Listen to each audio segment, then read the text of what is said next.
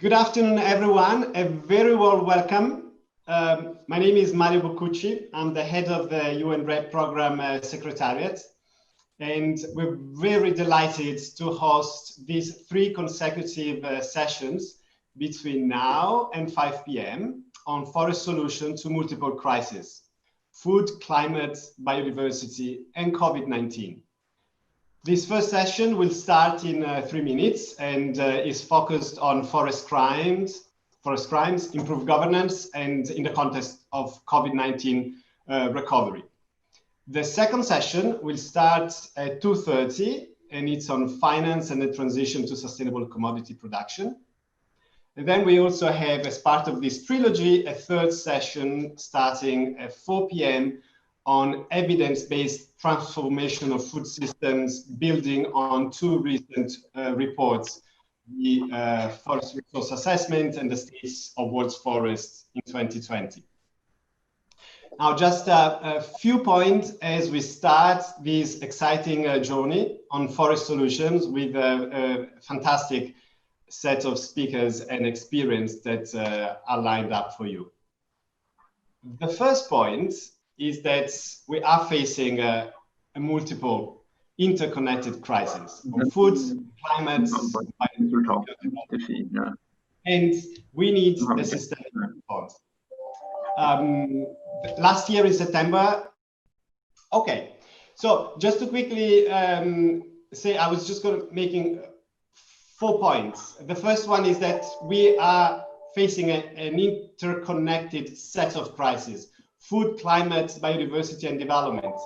And what I really want to point out here is that last year in September, the Secretary General convened the Climate Action Summit, and that summit had nature-based solution as a priority. And out of the summit, we were really able to make the case for nature as a fundamental solution, not only to climate, but also for development, for biodiversity.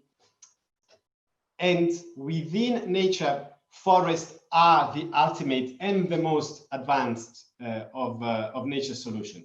My second point is that clearly we are moving from an era of negotiations and goodwill into a decade of unprecedented implementation at scale. In that respect, forest solutions have been tested and they're really ready to be scaled up. We know it is complex, but we have seen across the years an increasing critical mass of goodwill, of political and financial support, and first signals of results on the ground are starting to emerge. My third point is that we really need to set the ambitions at the right level, the political ambitions, and the next 18 months are going to be very important. We have the IUCN Congress next year, we have the CBD Conference of the Party, we have the United Nations Environmental Assembly, and we have the Climate COP at the end of next year. All of these leadership moments will be very important to set the ambitions at the right level. My fourth and final point is that, of course, the impact of COVID is going to change everything, is really going to have a major impact on the development pathways. And for that reason, this is the right time to really make sure that forests are perceived as a solution in their pathways. That's why these a series of events are going to be very useful. And of course, as the UN RED partnership of FAO, UNDP, and UNEP, we've been really pleased to be able to work with more than 60 countries, with indigenous peoples, with civil society, with stakeholders all around the world for the past 10 years to make sure that forests are a real and a concrete promise for climate, for people, and development. And we're really committed to continue to work with all of you in the coming decade to make sure that promise is fully realized. Thank you so much for joining us, and Margot, over to you. Thank you very much, Mario. Thanks for this good introduction. Welcome, everyone. My name is Margot Breaks, and I'm the Senior Forestry Officer in FIO. I have a great pleasure to moderate this event. So thank you all for being with us, and thanks everyone for connecting to this important World Environmental Day and the GLF. Few logistical announcements at the beginning. This year's GLF is based on the Huva platform. So all of you who are connected to the Huva platform and watching this event live, you can post your questions and comments. You can network by connecting and interacting with other participants and also with the panel. So put your comments and questions on the chat. Our chat moderator, Kristen, will monitor your comments and will bring the summary of this chat later at the end of this panel. We also have a support team here with us, colleagues from the GLF and our communication team, Maria and Anto, and they are helping us to run this session. Now it is my great pleasure to welcome our panel today. We have Mr. Fredrik Ferro from Norway. We have Mr. Tin Toon and Dr. Tang from Myanmar. We have Ms. Chinji from China. We have Mr. David Gans from Rekoft and Mr. Ben Vickers from FAO Asia Pacific Office. The session today will aim to discuss measures related to addressing illegal activities, illegal logging and trade through improving governance, legality and sustainability of value chains. And you might see behind me on my screen a beautiful forest. This is a river valley of a fantastic lower Mekong, which is the focus of this today's discussion. Monitoring forest change and implementing law enforcement is crucial to ensure that the COVID-19 crisis does not serve as an opening for large-scale illegal activities. Those are the issues we want to discuss at the session today. We also want to introduce recently launched UN Red Initiative on addressing forest crime through improved governance in the lower Mekong region. At this session, and as you know, the 2020 GLF theme is food in the time of crisis. Today, agriculture production is one of the largest sources of greenhouse gas emissions, and it's a main driver of deforestation. So at this session, we will also explore what transformations are urgently required to address both deforestation and food supply chains. Finally, we will talk about building back better and the role of forests in the recovery process. I'd like to introduce our first speaker, Mr. Fredrik Ferro, co-director of Government of Norway's International Climate and Forest Initiative at the Norwegian Ministry of Climate and Environment. Per has served this function since October 2011, and in 2018 and 2019, he was co-lead author of the Global Consultation Report of the Food and Land Use Coalition. Previously, he has worked as McKinsey & Company's Oslo office and also at the Norwegian Ministry of Defense. So, Per Fredrik, the Growing Better Global Report 2019, which you are the editor and co-lead author, proposes 10 critical transitions to transform food and land use system over the next 10 years. Those include inter alia, transition to healthy diets, protecting and restoring nature, including forests, reducing food loss and waste, and others. Which of these transitions would you think need to be urgently prioritized now during the COVID-19 crisis and in the recovery process? You have the floor, Per Fredrik.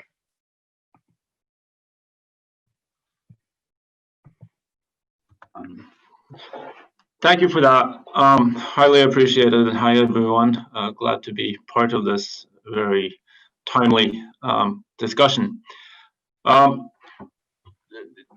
Growing Better report essentially looked at what will happen if we don't change, and that's bad news, as you all know, in terms of climate change and biodiversity loss, but also in terms of human health and in terms of the impact on reduced food security and unequitable economic growth.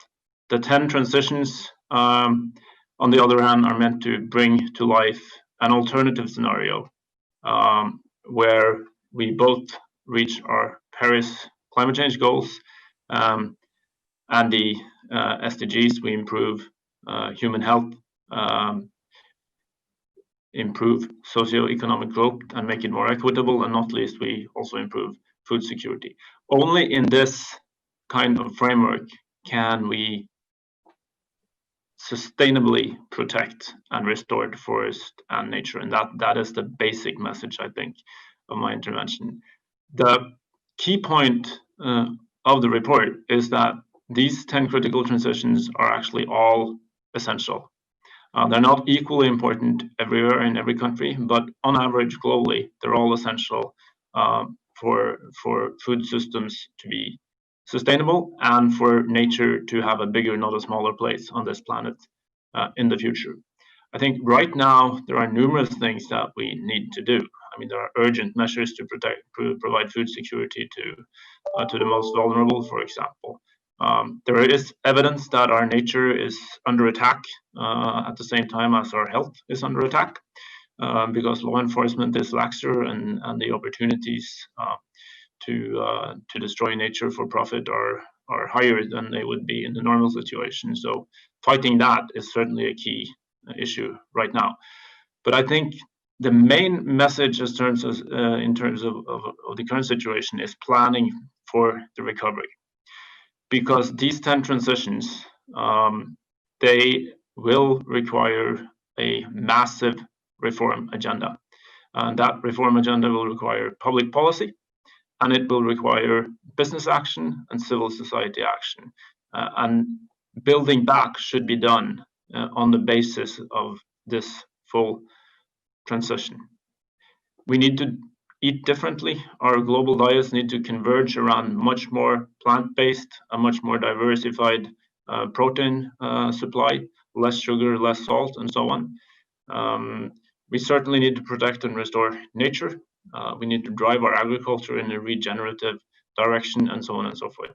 This will require investments, very significant investments annually, and recovery packages should be targeted in this direction, investing in better agriculture, investing in forest protection, investing in infrastructure for rural areas, especially in the tropics, both in terms of roads, in terms of digital access, and in terms of energy access, and so on and so forth. The good news from our perspective is that this will drive better growth. There are huge business opportunities in this space, more than 4 trillion annually. There is a massive macroeconomic price globally of more than 5 trillion. So this is a win-win story, but it will require very, very ambitious reforms. And there is no better time than when we build back from this crisis to implement that change. Thank you. Thanks very much. Thanks for outlining this in such a comprehensive way. I'd like to pick up on this because what you said through the policy planning and planning for recovery, that there will be a range of actors that actually need to do its part, each and every its part. The government will have a leading role in a number of those policy developments. And I want to move now into the region, Mekong region, and more concretely to Myanmar, and invite our next speaker, Mr. Tin Toon, to actually tell us a little bit on the situation in Myanmar. The COVID-19 pandemic generates a range of risks for forests and forest-dependent people and for forest governance. I wanted to actually ask Mr. Tin Toon, who is Deputy Director General of the Forestry Department in the Ministry of Natural Resources and Environment and Conservation in Myanmar, and has 30 years of experience of working in this arena. Mr. Tin Toon, in your opinion, what measures the government should take and what exactly your government is looking at in order to address those challenges, and specifically in reducing risks of illegal activities, which are really now crucial in the COVID-19 crisis? The floor is yours, sir.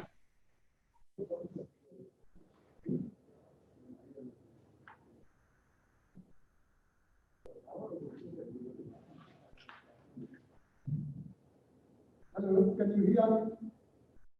We can hear you. If you could put maybe the microphone a little closer so we can hear you a little better, that would improve. Thank you. Good evening from Myanmar. Thank you for this opportunity. So, in Myanmar, the illegal logging and illegal activities are one of the main drivers of the deforestation in Myanmar. It's already accepted by the on spotlight. Law enforcement is most important to fight against the illegal logging activity. Forest law, that's why we formulated the forest law in 1992, and it was revised again in the year 2018 to strengthening the forest law enforcement. Likewise, protection of the biodiversity in protected area law has also been enacted in the year 2000 to fight against the wildlife crime. The government of Myanmar committed to improve the governance of its forest sector and started to engage with the FLEC in the year 2015. I'm sorry for interrupting. Mr. Toon. Can you speak closer to microphone because we have difficulties to hear you. Thank you so much. Okay. The Myanmar committed to improve. It's okay. It's much better. Thank you. So the Myanmar government committed to improve the governance of its forestry sector and started to engage with the FLEC in the year 2015. And we already found the multi-stakeholder group formally. The multi-stakeholder group has representatives from the civil society organization, the government, and the private sector. There are also multi-stakeholder groups in the state and region to ensure the local perspectives are taken into account.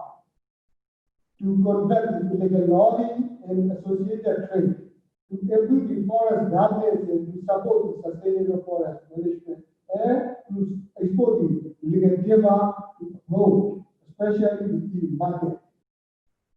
Myanmar timber legality and assurance system has also been developed to ensure the change of the custody and traceability of the timber in Myanmar.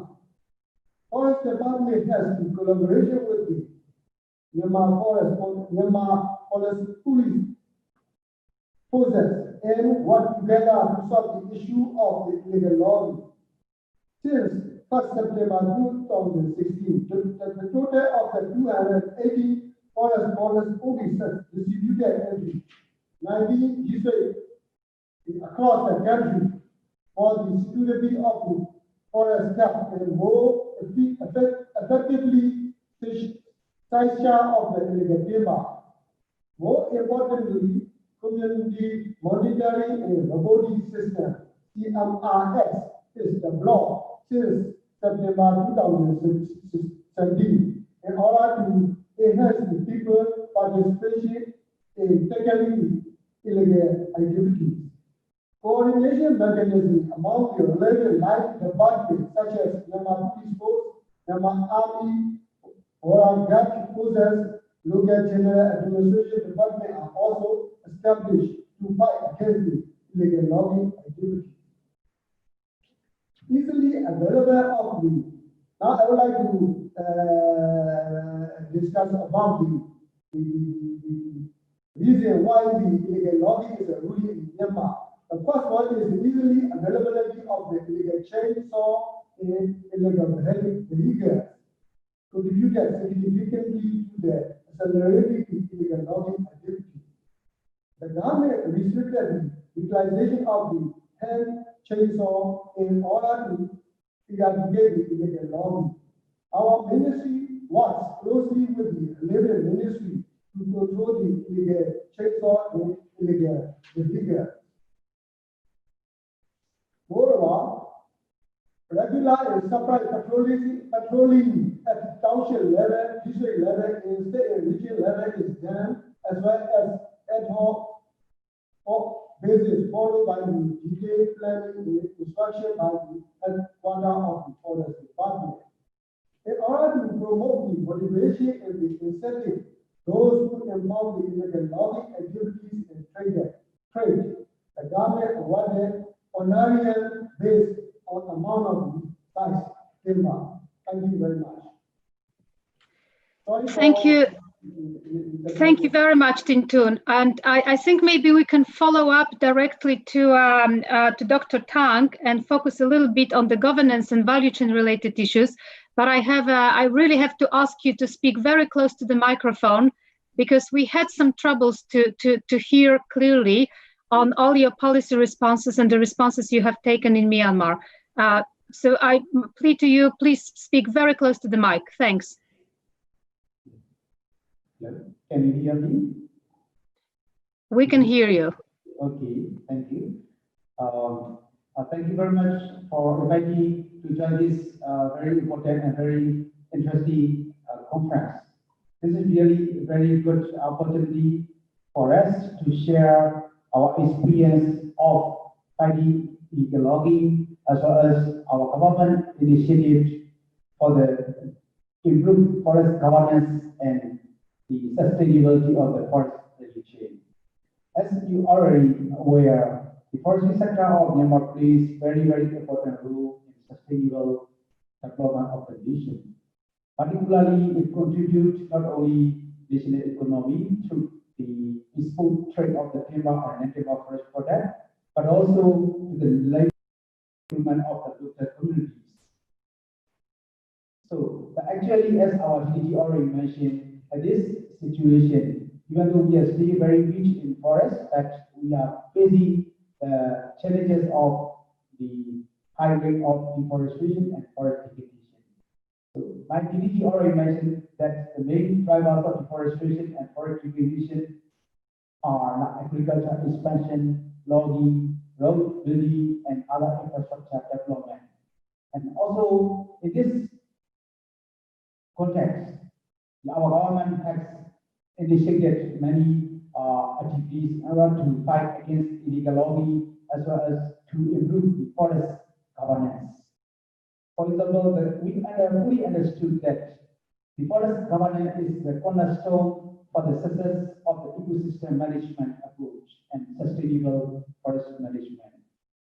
In order to improve forest governance, Myanmar has made many positive changes and initiatives, including promulgation of National Land Use Policy 2016, National Environmental Policy 2017, National Climate Change Policy 2019, as well as the enactment of the new forest law in 2018, biodiversity and protected area law in 2018, and community forestry instructions in 2019.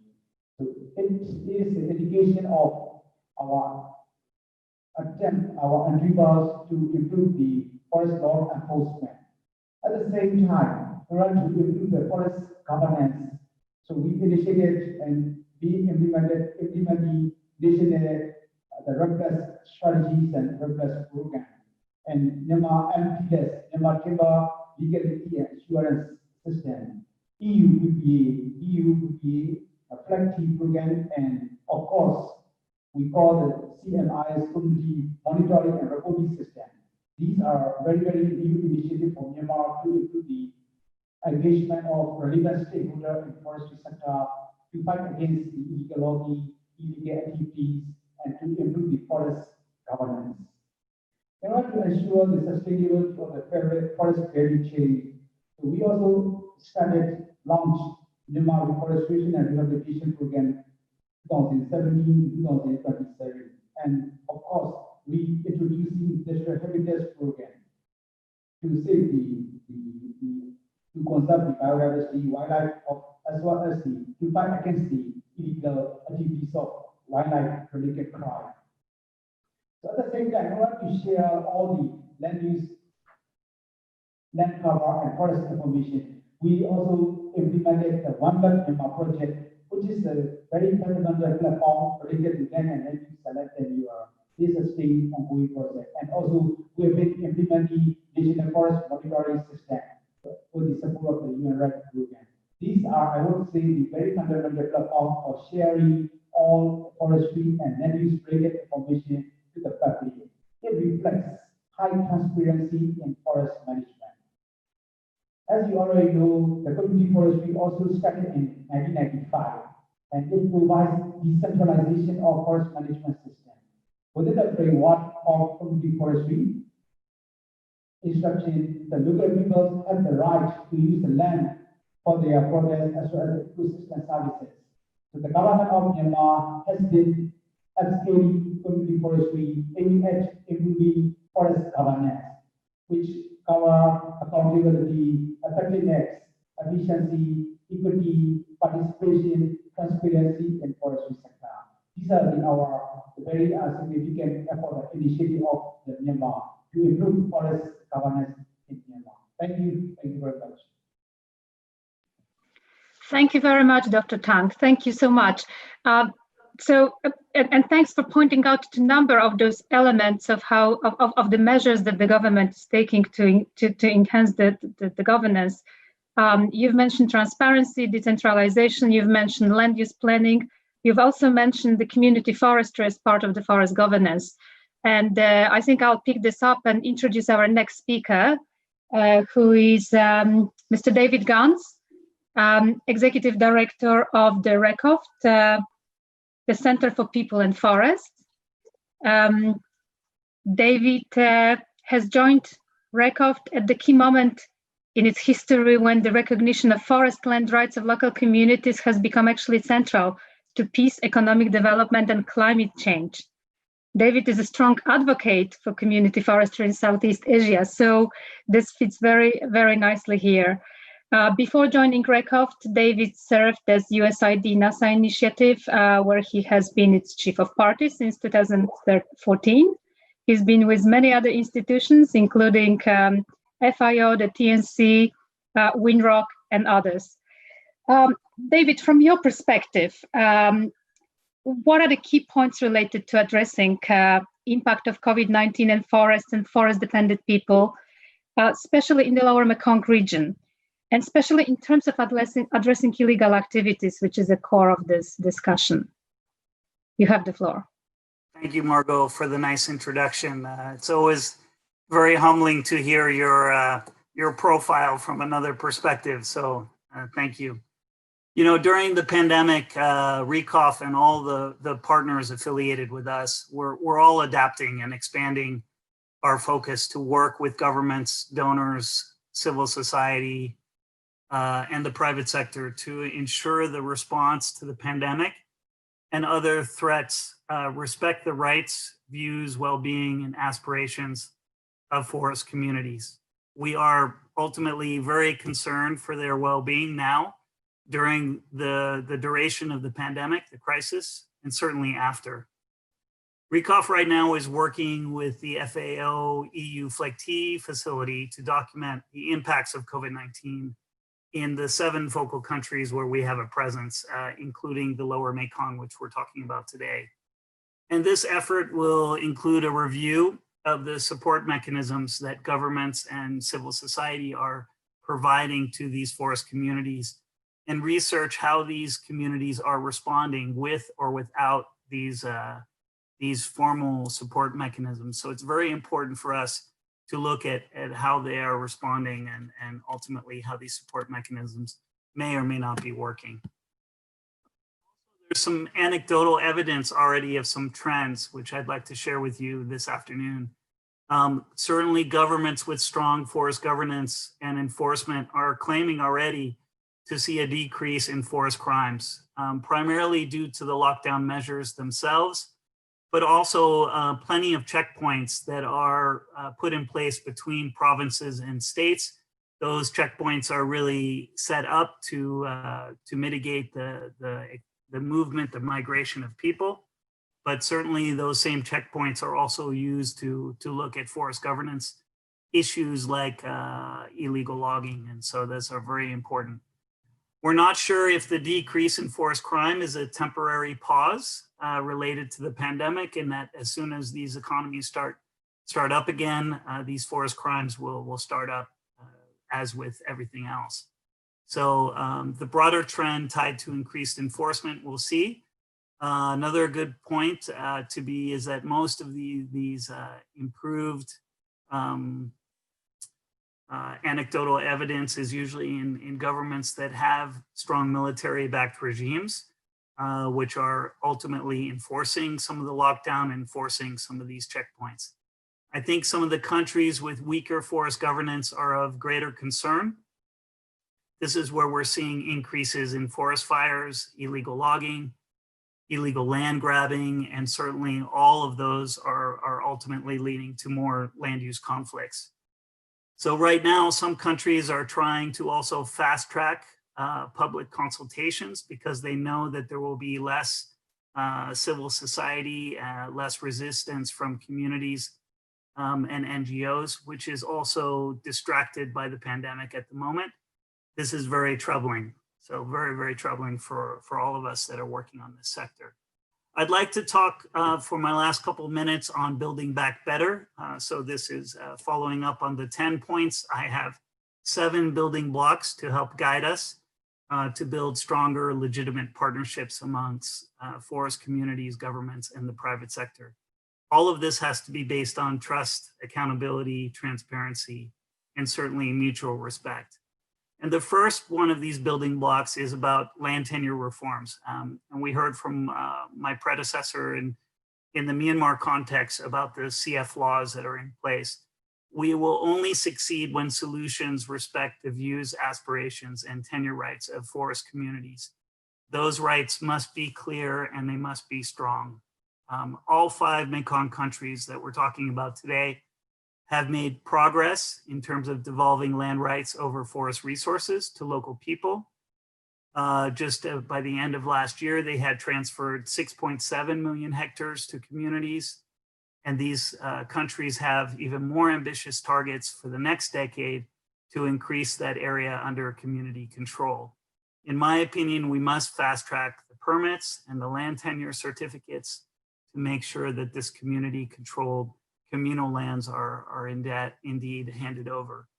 And we need broader partnerships to ensure that also smallholders, local communities, communal managed lands are recognized, that they're titled properly, that they're resourced to ensure long-term sustainability. Number 2, we have to apply people-centered approaches. A lot of organizations, a lot of governments are talking about putting people at the center. Here in Thailand, we have an emphasis on something called Sufficiency economic philosophy, which is Thailand's path to achieving sustainable development.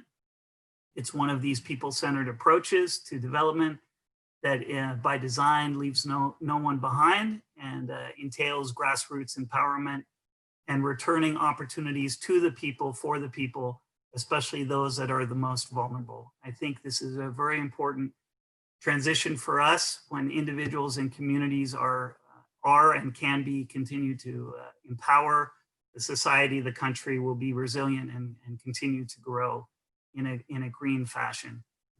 The third building block is about partnerships, and I will speak to this in a minute. We must build legitimate partnerships amongst forest communities, governments, and the private sector. And like I said earlier, we have to base this on trust, accountability, transparency, and mutual respect.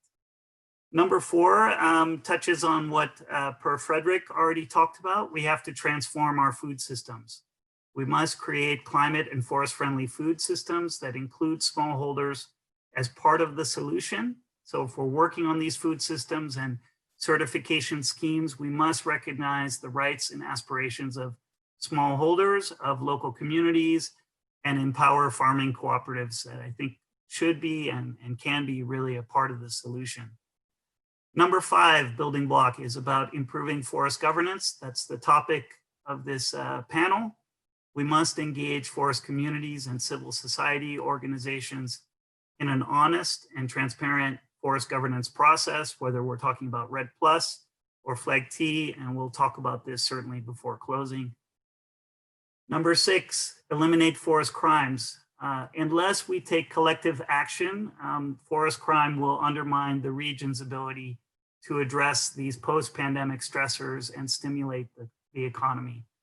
The same criminal syndicates are involved in wildlife trafficking, illegal logging, illicit drugs, and even in certain countries on human trafficking. And corruption undermines well-intended policies and enforcement agencies that are working really hard to implement these policies.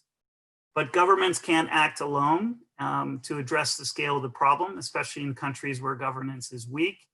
We have to engage the private sector and civil society. Organizations must help. This is where things like citizen monitoring is an opportunity. We have to support it and invest more in citizen monitoring.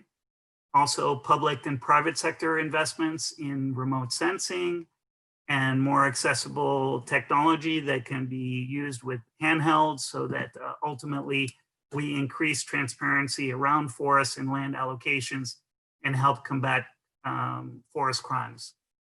Thank you very much. The last one, I think I'll just touch on it really briefly, is also part of the triangle that Fredrik showed. And this is about fiscal mechanisms. There are already fiscal mechanisms to incubate more innovations on the ground, but we must rely on the foundations of secure land tenure and improved forest governance. These private banks, pension funds are all looking to make portfolios climate friendly. They're all looking to make investments with social impacts. Climate bonds are also available, but project managers around the world are desperately looking for more investment-ready landscapes. And those of us like my NGO, international NGOs that are working on landscape approaches like the GLF, this is where governments and NGOs need to work together to bridge the gap between what the private sector needs and ultimately what these landscapes can offer. Thanks. Thanks, David. Thanks for this very comprehensive outline of the priorities that your organization has already identified as those big elements of the Building Back Better, the green recovery. And I think they are equally important and really excellent.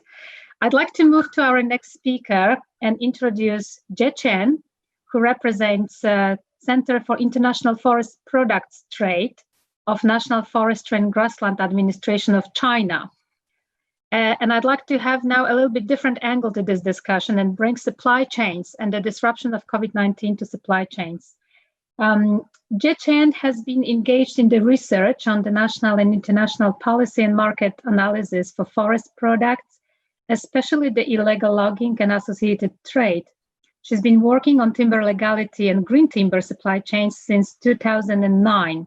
She coordinated a range of research projects on legal timber, including the World Bank's project policy mechanisms for promoting China and ASEAN forest governance, and also on China-UK collaboration on international forest investment and trade. So we're very happy to have you in the panel, Jie Chen. And a question to you is related really to the COVID pandemic's impact on production and consumptions and the value chains. And we know that a lot of disruptions to value chains have been observed.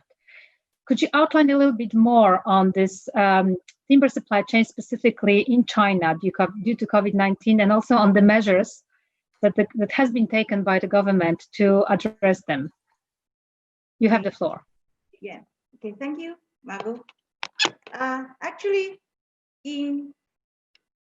at the end of the the pandemic, just to force the Chinese government to issue the lockdown, order and suspend and restrict and suspended and stopped the transportation between provinces and cities. So after 2 weeks of strict restriction, the government encouraged the industry to restore their business, to go back their normal business. But the industry has a lot of problem then. So at the end of the February, we, as a research team, conducted our online questionnaire survey to understand the difficulties and the challenges of forest industry at that time, in terms, especially the supply chain disruption. So with the result, even though the questionnaire survey has a small number of samples, but we can see how badly the pandemic flowed the industry.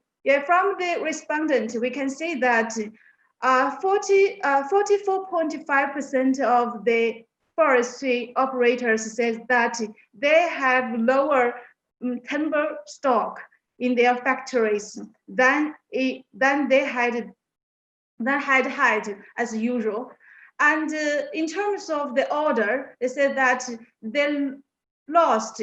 I can say that 1.5% of the respondents said that they say the great loss of their orders, among which 30.33% of respondents said that they lost almost 50% of their orders compared to the February in 2019.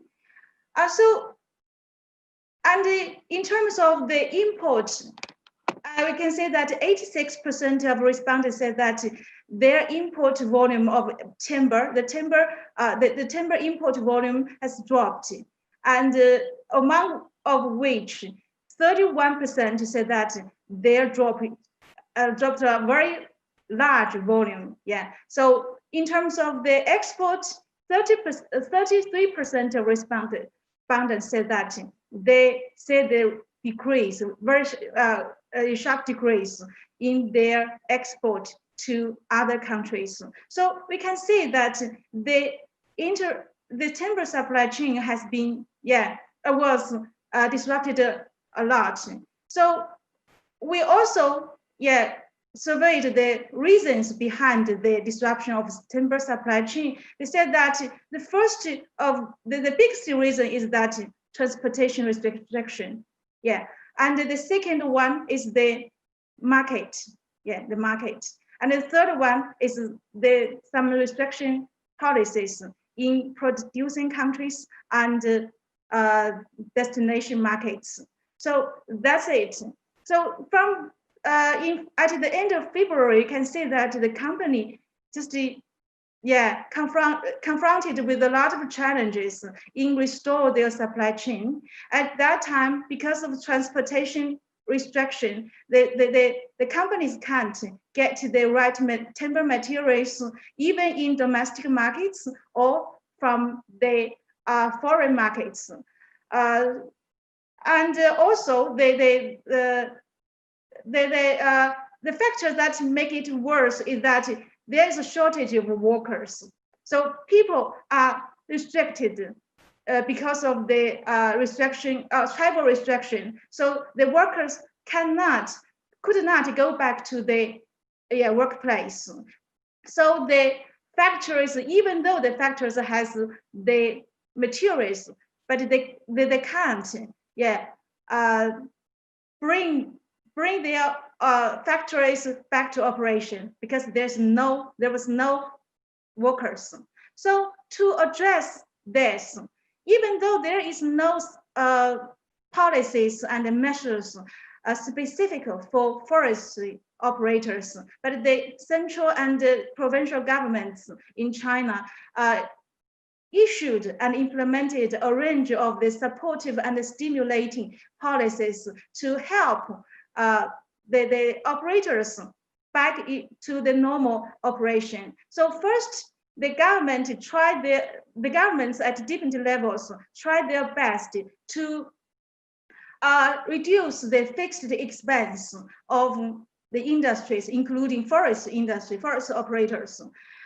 Firstly, they said that the operators are allowed for the delayed payment of the social security and other social funds, and then they're allowed to apply for the delayed repayment of the bank loans, and also they are offered the reduced cost as factory rent, the electricities, and the government also used the insurance. You know that in China, the operators, it is mandatory for the operators to buy the security insurance.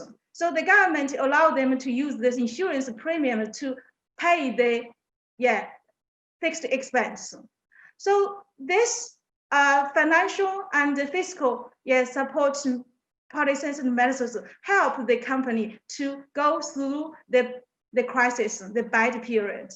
And the second, the government also, you know, that the biggest problem for the supply chain, timber supply chain, and the supply chain for other goods and other things is that the restriction of transportation.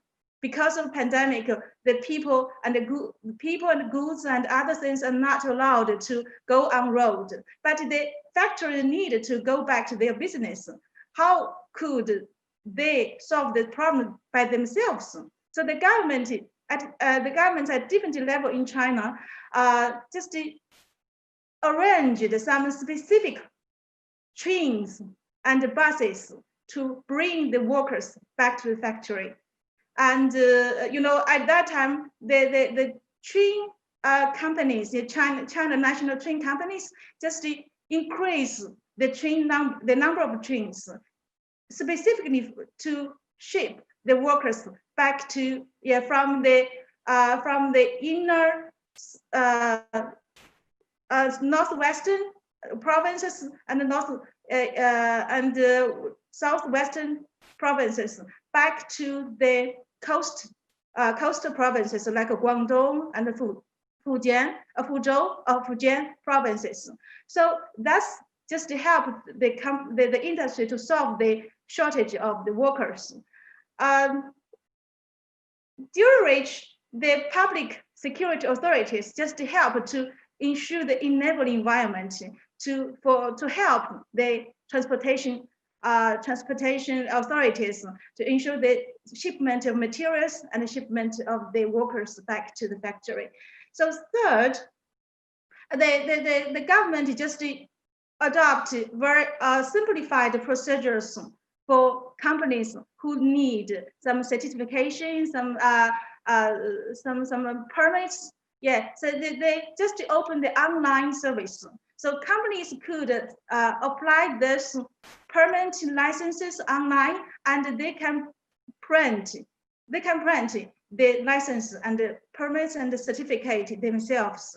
So that's reduce the burden of the companies to go from and to the authorities for some formalities for the business of reopening. So besides, and there's lots of other supportive measures. For example, the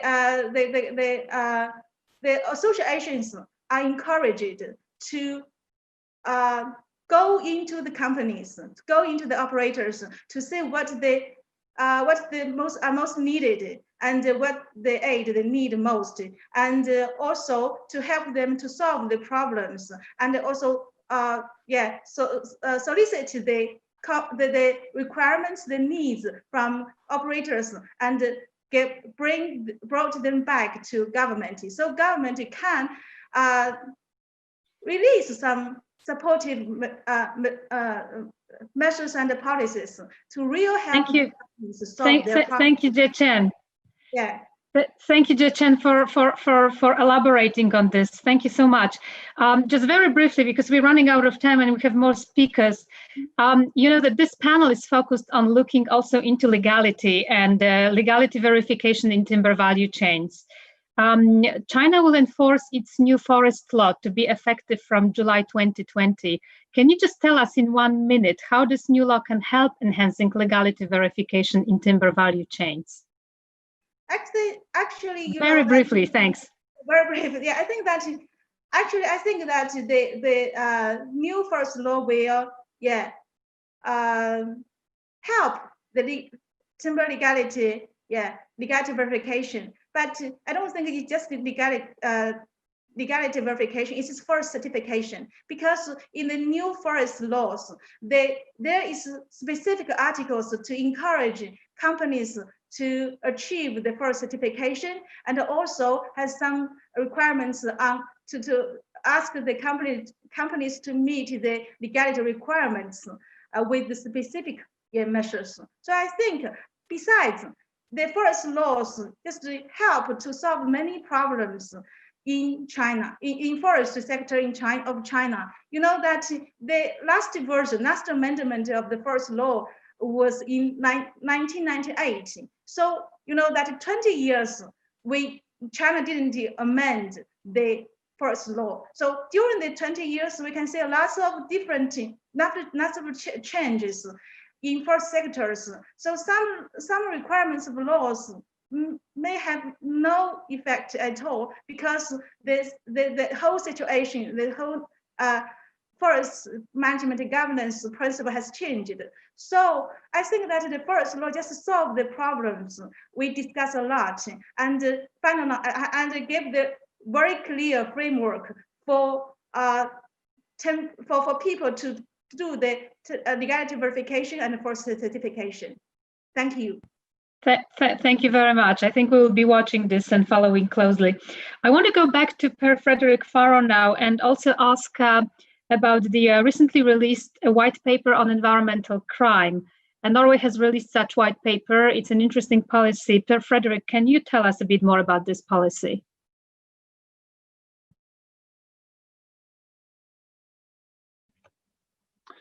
Yeah, sure. Thank you. I mean, the white paper, of course, starts by recognizing that environmental crime is the third largest illicit economy globally.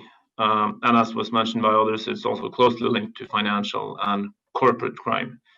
And is really quite subversive of global efforts to protect and restore nature in general, as well as building up under other types of crime that provide additional threats to society.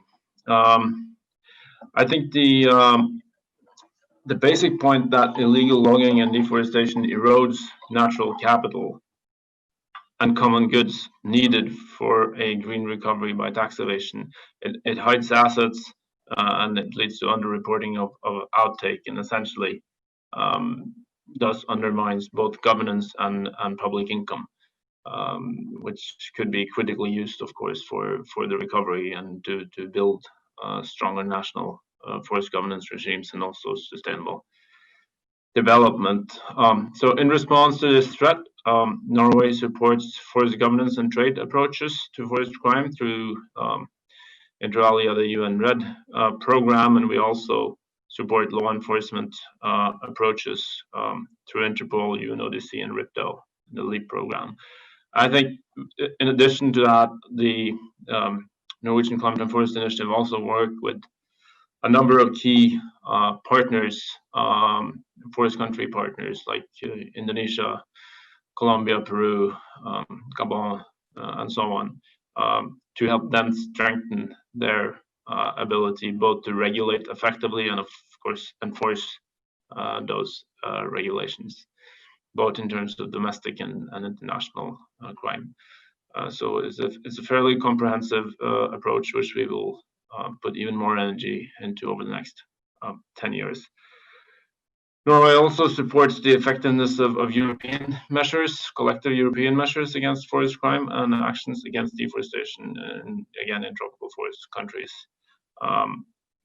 We are part of the Amsterdam Declaration on removing deforestation from commodity supply chains into Europe to support the Tropical Forest Alliance.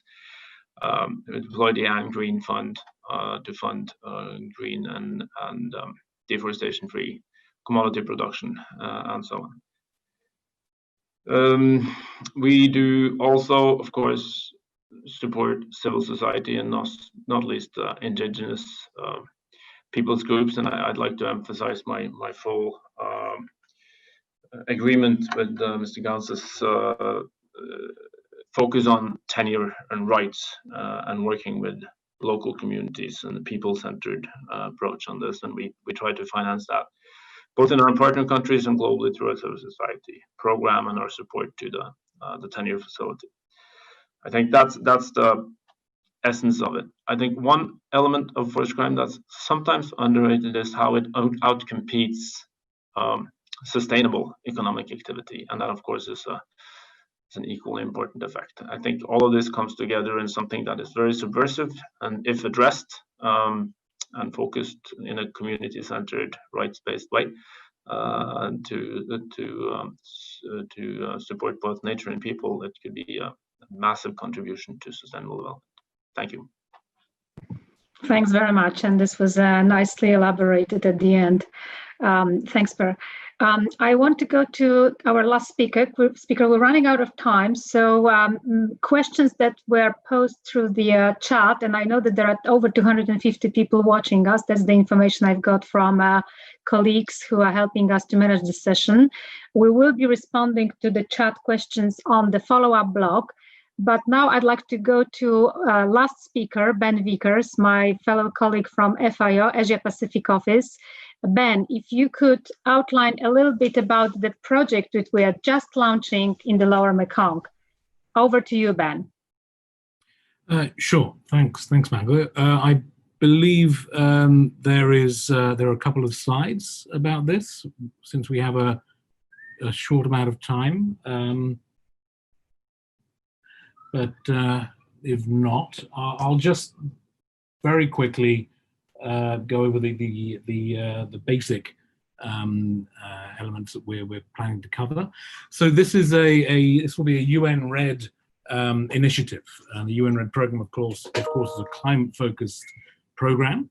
But over the last 10 years, we focused mainly on preparing countries' capacities and strategies for incorporating climate change or forestry sector into their climate change approaches. We're now moving into the arena of supporting policies and measures to actually help countries reduce the effects of forestry-related activities on climate change. So thanks to the government of Norway, with a grant of just under $9 million equivalent, FAO and UNEP through the UN-RED program are initially going to work for 2 years, 2020 to end of next year, and perhaps a little bit longer, on addressing forest crime through improved governance in the lower Mekong region, the 5 countries, Cambodia, Myanmar, Laos, Thailand, and Vietnam, and also aiming to link this program into Chinese stakeholders, government and non-government, private sector, as one of the most important markets for timber and forest products from this region. We're going to focus on enhancing the scope for verifiably legal and sustainably produced timber products and associated reduction of the proportion of illegal and unsustainable products in regional and international value chains. And we're going to pick up on through this initiative on a lot of the points that the other speakers this evening have mentioned. We're looking to, through this initiative, engage directly with the development of standards, systems, and capacities for national forest product certification, including through the International Voluntary Standards FSC and PEFC. We're looking to engage with regional partnerships with key institutions such as RECOF, we heard from today, ITTO, Forest Trends, Interpol, to name but a few. We're looking to facilitate Lower Mekong region country focal points to the ASEAN Senior Officers of Forestry group and associated working groups in ASEAN to implement decisions of this important regional body. We are looking to maintain the importance of sustainability and legality in forest product trade in the recovery period after COVID-19. And particularly as Ji Chan mentioned, there is a risk that after the strong downturn in supplies, the recovery period will see a very strong incentive to increase imports and forest products. And it's going to be very important to ensure that the sustainability and legality elements in trade are not sidelined as a result. And we're also going to be working with capital providers to help direct investment in the forest sector towards sustainable practices, supporting community-led enterprises and small and medium enterprises to access legal and sustainable value chains. And this is something that David Gans and RECOF are going to be supporting us in, and as David has mentioned, they're already working on these issues. So I think that is it for now. I think we are running out of time, Margot, so I'll stop there. Thank you very much, Ben, and thanks for this comprehensive presentation of the project. So to everyone who's interested to learn more about this initiative, you can read more. You can contact, first of all, you can contact us after this session, but you can also read about it at the UN Red website. All details are there. I'm afraid we're running out of time, so I would need to wrap up this event. Thank you very much to all of you to discuss with us these important issues. I know that there has been a number of questions through this chat with participants of the session, and there has been a lot of interesting insights shared by the panelists, starting from different options and key elements to be included in the green recovery process, which needs to be a priority for all of us and for all the sectors, including for forest and people. We also want to make sure that forest is part of the solution in this recovery process, and that COVID-19 does not create a situation for a large-scale illegal activities. This is what this initiative is about, and this is what this panel tried to bring to your attention. So thank you very much to all of you. Many thanks to all the panelists. Thanks to everyone, to all participants who are with us today. We will be following on the blog with a number of questions, and your interventions will be recorded there as well. Thanks for our support team for arranging this meeting, and I wish you all a wonderful weekend and a wonderful International Environmental Day.